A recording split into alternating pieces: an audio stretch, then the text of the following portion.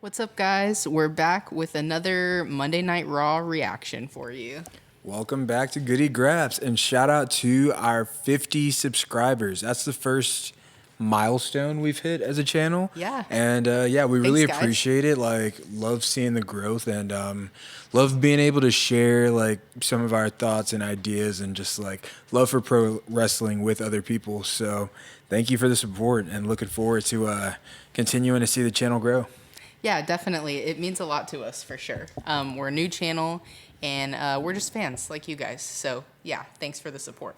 Hell yeah. So Monday Night Raw kicked off tonight with Jey Uso, who, as always, had the crowd super hype, yeeting Michael Cole's bouncing all over the arena. And then we see an appearance from our World Heavyweight Champion, Daring General, Gunther. Let's just be real. Gunther was cooking Jay on the mic. Yeah, he kind of was. And I love Jey Uso, but yeah, he made some valid points. Jay has been in Roman's shadow for a long time. And ever since he lost the Intercontinental Championship, he's kind of just been like in limbo. Yeah, and also, like, I'm just happy to see Gunther have some confidence again. He went through that like pussy ass ring general phase where he lost his mojo to Cody. He was scared of Damian Priest and street fighting and all that shit. And like it's just nice to see Gunther back being the ring general again. Like he looked suave tonight in the black on black suit, looking like a main eventer, looking like, hey, all right, all this goofy shit, like cut the funny shit. I'm above this. Jey Uso, you're funny. I like to do the dance too, but on Saturday, I'm going to expose you. I'm putting you back in your place, and I'm showing y'all why I am the ring general. I am the world champion, and I am like the guy on Monday nights. And I love seeing that from Gunther. Yeah. But before that segment, we actually briefly saw Rhea Ripley, and she was attacked backstage by Nia Jax. That kicked off the show tonight. So yeah, that was pretty interesting to see. We'll come back to it later on because there is more to that story, but a little Triple H backstage storyline move along type Speaking of his little backstage storylines, next we see JBL is here for some reason. Yeah. Only for this next match, which I don't know the purpose of having him utilized. I guess him being like a notorious heel, New Day looking for like solidarity amongst other like really hated figures. That was like the bit that they were playing there. Maybe he was just in town. He's been like kind of all over the place lately. Who knows? But yeah, JBL is here. We see Ray versus Kofi. Good match. Like these are two like bona fide Hall of Famers. So even though they've both been baby faces for a majority of their careers and haven't really matched up all too many times, there's just like that chemistry there from being two solid hands. And my issue, Rey Mysterio doesn't need all these wins.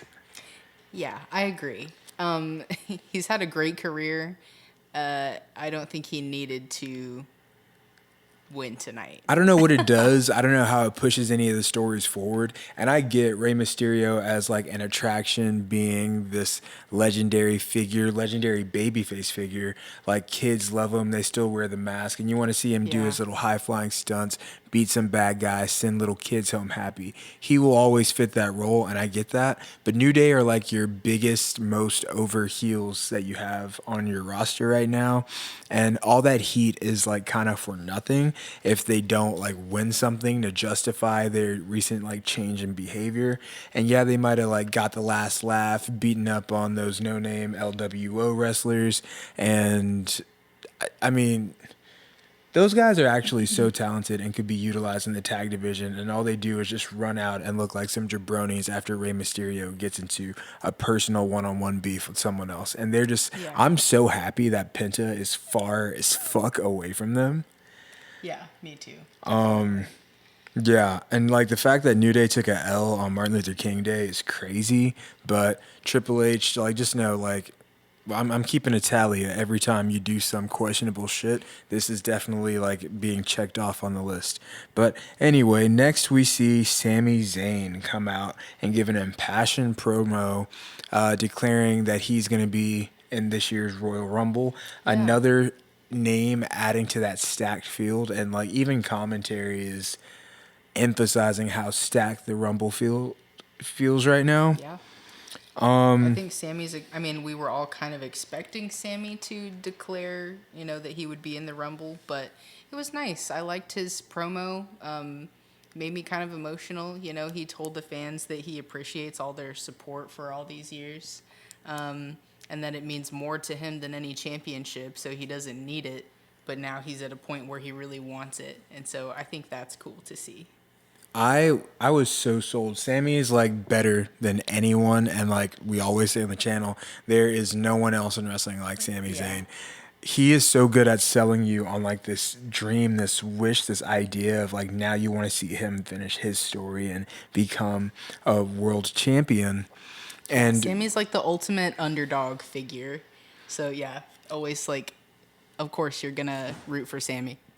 And then seeing him be interrupted by none other than his best friend in the whole world, Kevin Owens, who comes out and puts on a masterclass of manipulation. The whole, hey, like, you're a forgiving guy. It's why you forgave Roman. That's why you've forgiven me for the terrible things I've done. We're best friends. We're Yeah. best friends. And just like you had Roman's back, you're going to have my back, right?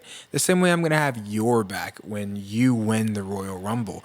And this not only like set up the Sammy Kevin Mania feud that I think is going to be happening, but also like I'm invested in Kevin beating Cody now and Kevin Sammy being for the belt. Cody is big enough. He's had the last like few WrestleManias like as the main character and he's had his moment. I think that he can still have like a main event level match or a main event worthy match with like him versus John Cena or him versus Gunther or something if Kevin does win this WWE championship from him and like Sammy gets his finish this story moment. Like I'm invested in that. And to me, like this sort of makes Sami Zayn my new like he seems like a dark horse with all the names that are mentioned, like the Punks and the Romans and Drews and Seths. But this story I'm invested in. And like I kind of see Sami Zayn as a Rumble favorite kind of. Yeah, and I think a lot of people love the friendship between Kevin and Sammy. And so that's going to be interesting to see what decision he comes to. I feel like they're always putting Sammy in some kind of moral situation where he has to make a hard choice. And so this is the next one. Morality play is like the bread and butter of American professional wrestling. And when you see like a baby face that you like love and you want to see him like have success, but he's put into like some sort of moral quandary and he's just like, oh man.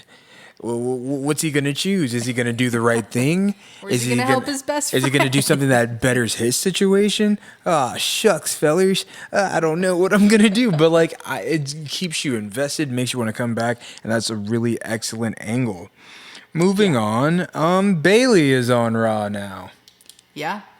Bayley announced her official move to Raw tonight, so that was cool. She, like, first and foremost, shout out to Bayley. She's been on every show for the last week. She was on Raw last week, NXT, SmackDown, and back on Raw again tonight, and wrestling on, like, both SmackDown and Raw, like, just back-to-back shows like that. She's really showing herself to be a workhorse. Will be super interesting to see if, since she's a babyface, all of Damage Control is babyface on Raw. If they interact, will they all stay on the same roster? Where that story goes, and if there's a reconciliation there is left to be seen. But one thing that we've seen again, and we see far too often, Bayley fought, you guessed it, Nia Jax. You can look at any episode of NXT from like 2015 through Raw tonight, and selected at random, and there's a chance that you might stumble upon a Bailey versus Nia Jax program. Even just for the past year, like I'm pretty brand new to both of them, and I feel like I've seen them fight several times already. They've been fighting their entire damn so- careers. I'm so like every time that Bailey goes up to her and just like, oh yeah, why don't you try that with me, and sizing her up. I'm just like, I remember back when you were This happened a small couple and months like ago. had to muster up the courage because Nia was a big bully, and now you're not scared of her at all. Y'all, you shouldn't be. Y'all been throwing hands Yeah. for a decade, and you still are always on other separate sides of the coin. Like Bailey was a heel for like 6 years, and still somehow is like throwing hands with Nia after all this time. Yeah. I don't know if Nia's on Raw. Like they really emphasize Bailey's the newest member of Raw as official roster. It feels like Nia's just here to be a big mean bully for Rhea to overcome, give her something to do at Saturday night's main event, and that kind of. So like getting back to that angle you said that started off Raw.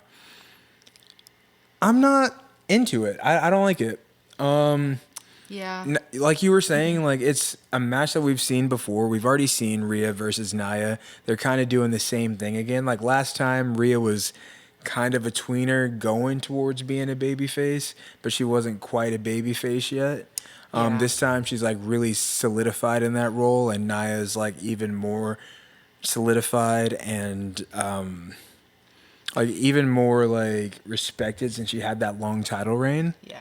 So And how many times can Rhea Ripley get attacked backstage? At first, it was like, who attacked her? And now, I mean, we just watched Nia attack her backstage, and there was no real, like, mystery or reason or Yeah. any build up to it. So, But it feels like there's just like a lack of development in Raw's main event women's scene. And even in the mid card, like Lyra won the title last week and she got a vignette this week, but we didn't see her like on the show. We saw Ivy Nile like mention the women's intercontinental title and how she's interested in going after it, but we're not seeing like any sort of conflict between her and Lyra, which that could have been a backstage segment. Rhea, is she just going to get attacked by someone and then be like a fighting babyface? I'm calling you out to defend my title. And like at Saturday night's main event, there's a few title matches now. yeah. The last Saturday night's main event was super inconsequential with like not any of the titles changing hands. And all we got was like the angle was Kevin Owens and stealing the belt and all that. Right. But I don't know that I see any of these titles changing hands. Like this Rhea versus Nia is a filler match. Maybe Sheamus might beat Braun Breaker. Maybe Jey Uso might put the title on him for like a second. I'm still holding out hope for Jey Uso. I think I wouldn't piss me off if they gave Jey the title for like a week or two and then let Gunther win it back at Royal Rumble. Like Gunther has a I didn't take you all the way serious moment, or just something to validate all the merch sales and all the like popularity that Jey has cultivated. Like he needs something to stamp that and validate that. And it wouldn't piss me off like seeing him get like a week long reign or so. Definitely. But we got serious business to handle in Mania season, and we don't need our title being around the waist of Jey Uso, with all due respect. So, like, you can have a moment real quick, but then give the title back to Gunther, because, like, the adults got business to take care of. Another cool thing we got to see during the Bailey versus Nia match was Roxanne Perez was in the crowd again. And we finally got to see some interaction between her and Bailey this time, so that was really cool. She got slapped by Bailey. Bailey's definitely going to turn up on NXT tomorrow night, and they're going to probably have another physical altercation. And it's just, I mean, it seems like it's built into a Bailey Roxanne program. And with Bailey being on Raw now, I guess that's like the identifier that Roxanne's probably going to end up on Raw, maybe post Rumble, and that'll give them something to build to. Maybe Chamber, maybe like WrestleMania. They could have a match. I don't know how many matches are going to wind up being on WrestleMania, but if they want a bigger card, I think Bayley versus Roxanne as an undercard match has a chance to steal the show. Yeah. So that's something to be invested in. It's an exciting opportunity for Roxanne for sure. We're happy for her. Definitely. Next, we got to see your boy Penta. Yes. Versus Pete Dunne. Versus the Bruiserweight. I thought that this was like a funny matchup when they announced it because I know Penta likes to do the thing with his fingers. Pete Dunne likes to break people's fingers. So it just seemed like a match made in heaven. Tonight. But yeah, Penta, another strong showing. They're really getting behind him and presenting him as a main event level player. Yeah. He feels important. He feels like even though he's fighting like Chad Gable and Pete Dunne and like guys that are like not upper, but just like mid card guys, he feels like they're being fed to him to show that he's like at the upper mid card level, maybe even flirting with a main event level. Definitely. And I think that he's someone else that should be announced for the Rumble since they're putting all these big names into it. Having him be announced like and be among that class kind of gives him that rub of like, oh, like Cena's in it, Punk's in it, like Sammy's in it, Penta's in it. And I would love to see Penta fight any of the people who are currently in the Rumble. I would love to see Penta versus Jacob Fatu. Penta versus Gunther. And that's one of my favorite things about the Rumble is like how many stories can like start in the Rumble, and a guy eliminating you from the Rumble is like the basis for an entire feud culminating at WrestleMania. So it seems even with that, like a point I wanted to like touch on, we feel like we're in like a little state of limbo until we get to the Rumble.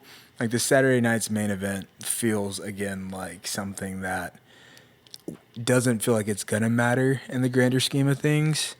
But like it feels like things are gonna start heating up. I know we've been predicting women's division returns a lot for recent weeks. Like every Raw, every SmackDown, we're like, okay, Becky might be back. Okay, Charlotte might be back, and that's not happening. So I'm guessing everyone's coming back at the Rumble, and from there, I think a lot of stories are really gonna start heating up, and that road to WrestleMania is gonna end up being like the best part of the year to be watching, as it always ends up being. Yeah. Next, we saw CM Punk have a little interview in the crowd with Jackie Redmond. This guy's a real worker. He said his name, the venue, the city, the time, the location, the date of everything that's going to be happening. And this man just like is a joy to. He knows this profession up and down like the back of his hand. And every time he does it, it's a masterclass and like clinic tape that I would show to rookies of like how this is supposed to be done. So again, like as an older performer, we're not probably going to see him go out and have a match every week. And since we're in that period before there's any road to WrestleMania stuff really in place yet, there's not like a feud happening where he has a lot to interject on, but I still feel like that adds a lot to the episode and a lot to the show when he comes and like drops in and does something like that. It extends the hype for the Royal Rumble, and I'm just looking forward to him having a good show in there. I think he's probably still gonna win it, but I think Sammy's my new favorite. Yeah, love Sami Zayn, but I think Punk's chances are good. We get to see him and Drew McIntyre in the ring together, so I think a lot of people are looking forward to that again. And Cena. Yeah. And Roman. And Seth. Yeah. It's all going to... It's going to be great. We saw a quick tag match, Damage Control versus Pure Fusion Collective. Shout out Zoe Stark. She's like continuously doing cool moves. Yeah. And like she's super athletic, and I know Pure Fusion Collective fucking sucks. And... it's kind of a shame because like all three members of Pure Fusion Collective, really like talented. they have talent, they have value that they add. I just don't think that together they've need to meshed. split up the faction, yeah. Yeah, I'd love to see like Zoe like continue her pursuit of like women's mid card belts, but like a one-on-one Zoe Lyra feud that interest me right now, or even Zoe mixing it up with Chelsea. Same thing, like her and Shayna one-on-one where they can build stories where I just don't feel like the association of them all together, they have a bad name. They have a bad just like vibe. They don't win a lot. And it's just like we don't really care about them. And it's one of the few times where I think it's a faction where we would care about them more individually than we do. Like, I agree. there's certain factions where it's like we need them to be together or else, like, why is this guy even employed? I think all of them would be entirely more interesting on their own.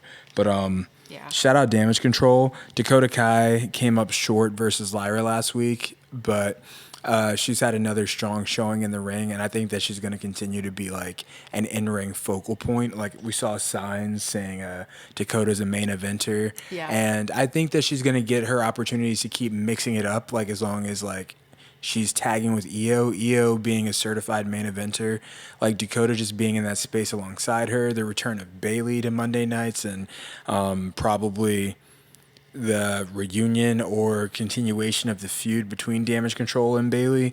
I think it gives her just like a few more opportunities to mix it up with the upper mid card and main event scene. And I think that like the best is yet to come for Dakota. So like big ups to her. And Io, of course, is the best wrestler in the world. Yeah, she's the genius of the sky. And just a genius in ring in general, in every way. She's a great performer. She's a great wrestler. It's cool even just to watch her entrance. Yeah. Yeah. her Nothing entrance but is good fire. things about Io. And that brings us to our main event. We see Seth versus Drew. This is a rematch of last year's WrestleMania match for the World Heavyweight Championship. We hear Seth early on say, "I got 2 good knees now, bitch." Like, and they were. I love it when the members of the main event scene actually wrestle on TV. Yeah. Drew and Seth are 2 guys who, as they've like been main eventers for the last couple years, they've incurred like continuous amounts of injuries and like wear and tear, but they still go out there and put on really good TV matches. And when your main eventers go and mix it up and fight on TV, it feels important and it Yeah. feels like something that's worth tuning in, and it makes everyone that interacts like feel more important by proxy. Like we saw Seth win sneakily, like with a little roll up kind of at the end, and Drew attacked him, but Sami comes out and makes the save. Yeah. Sami making the save doesn't feel as important if he's saving, no disrespect, like Damian Priest or Jey Uso. Sure. But the fact that it's Seth and Drew and guys of that magnitude and Sami getting that rub, and I think, again, it's just leading to him being a real dark horse candidate for winning the Rumble. You think about it, everyone else, with the exception of Punk, has won Rumbles. Some of them have won multiple.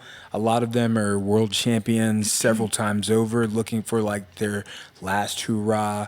And this year's Rumble has so many different motivations going. Like, CM Punk wants to main event. He's never been the main event of WrestleMania. He's never won the Royal Rumble. Right. And that's John his... Cena's going away forever. Yeah, he this is his last time. He wants to be the world champion one more time. Yeah. Sami's never been the world champion.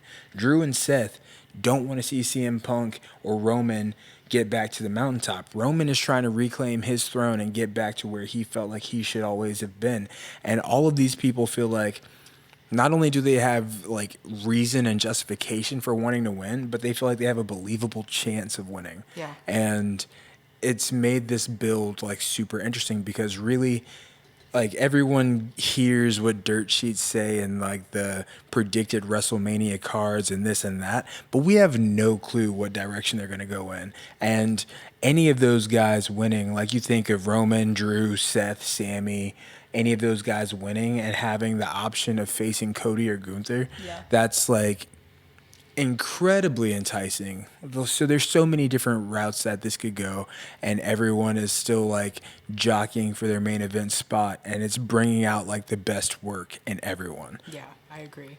But yeah, cool episode of Raw. It ends with Sami accidentally kicking Seth. That might lead to, some more. Seth is leaning in a darker direction, and him and Sami had some moments tonight, but there seems to be tension there. Sami's the forever babyface. Drew is just reveling in all of this misfortune happening throughout. And We know that next Monday we're going to see the Netflix premiere of Logan Paul. We got to see a short promo from him where he calls himself the king of the internet. already so over this guy.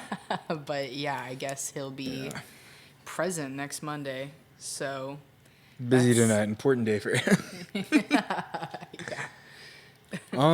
Yeah, so that brings us to, I want to start doing this thing where after every episode of Raw, we have a power ranking of who we think are our top 5 guys actively in the WWE. And with every episode, I see some movement, but I think I have an idea of who my top 5 are. Do you have an I idea? have a pretty good idea of my top 5. Yeah. All right, so 5. Okay, wait. Let me give it a little bit more thought.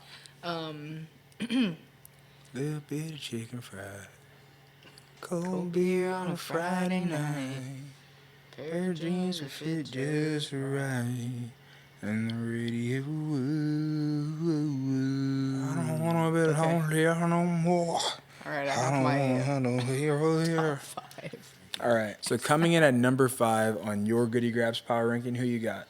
At number 5, I have Kevin Owens. I have Gunther. Ooh, okay. I think Gunther cooked Jey Uso this week. Yeah, he did. We haven't really seen a lot of him in ring lately, but I think that Saturday night he's going to have another good match out of Jey Uso. And I think that there's some guys who had a stronger night than him and stronger last couple weeks than him, but that's where I have Gunther sitting right now for me. So who you got at number 4, Casey? At number 4, I actually have Cody Rhodes. The WWE champion. He actually didn't crack my top 5. You know, he's been injured lately, dealing with those attacks from Kevin Owens. Yeah. And he's been on site trying to brawl with KO every chance he gets. That's why he's at number 4 for me. I honestly like seeing him kind of break the babyface character a little bit and attack Kevin Owens. So yeah, those two are right there at 5 and 4 for me. Another strong selection. My number 4, I have Seth getting that win over Drew tonight. I think puts him in a solid position going into the Rumble. Some much needed momentum after recently losing to CM Punk. And I think that it was a good night for Seth Rollins. Yeah. I know he got kicked in the face, but him and Sami, they got 20 years they've been on the road together. Yeah. 20 years. They'll be so, okay. they'll be fine. They'll be fine. Who you got at number 3? Number 3, I know he got cooked tonight, but I still have so much faith in him. It's Jey Uso. It's just me, Oos. Day one. All I gotta say is he did get cooked tonight, and I'm wishing him the best at Saturday night's main event. But it's rough. It's rough on this end for me to really get behind if it. anyone has a good chance of beating Gunther right now, it's Jay. So we'll see. I'm wishing him good luck. My number 3, I got you know him, you love him. CM Punk came out, got the crowd super hot. He's just at the top of his game. It feels like he's the front runner for this year's Royal Rumble, and I'm wishing him a lot of luck going into that as well. Who you got at number 2? My number 2 is Sami Zayn. My number 2 is Sami Zayn. Sami had a hell of a week. He felt like the main character of Raw this week, and I think that, like I've said, like he's my favorite in the Rumble. I want to see him win. I want to see him finally become a world champion and like validate. Like he's had a Hall of Fame career. He's done everything there is to do. He's competed at the highest level, and like he's peers with the CM Punks, Kevin Owens, Sami Zayn's. Like he says, like he's right there with them. He needs the world title to validate that and say like his career up until this point has been like worth that and being put on their level. And he's ready for it, and I'm ready to see it happen. So shout out Sami Zayn. Yeah, Sami Zayn is like the hometown hero from everybody's hometown, and he's just an easy guy to like, you know. Easy guy to Before root you for. do your number 1, my number 1's already appeared on your list. It's Kevin Owens. I think Kevin Owens did a master class in manipulation tonight. He's really playing with Sammy's head. He's got Sammy in a moral conundrum, Yeah. trying to figure out what it is he's going to do next. He's been beating up Cody a lot. He beat up Rey Mysterio, and I think he's got a lot of good momentum. I think he's going to probably beat up Cody Saturday night at the contract signing. He might even beat up Shawn Michaels. We'll see. He's a heel who's just He's been attacking healing it up. everyone's favorites. Yeah. Everyone. And I think there's a good chance that he leaves the Royal Rumble as the WWE champion. Very well could. It's funny that Kevin is your number one because my number one, although he didn't make an appearance tonight, his presence is always felt. It's Roman Reigns. So obvious, I'm your number one. Yeah. He's at my number one spot just because He's the fucking tribal he's chief. the tribal chief. Yeah. And I feel like there's so much bloodline story that's kind of left, unfinished. So yeah, I'm excited to see what happens with Roman at the Royal Rumble. Is he ever going to get, his championship back? We'll see. And that's our recap of this week's episode of Raw. Again, thank you guys for the 50 subscribers. Can't wait until we hit 100 and all these other milestones. Like, we just want to continue to see the channel grow organically and just share our love of pro wrestling with you guys. Casey, is there anything you want to leave them with? If your best friend makes you make decisions like Kevin Owens, get a new best friend. Get a new best friend. Don't forget to like and subscribe. We'll leave the links here below, and we'll see you guys soon. Take Bye, care. guys.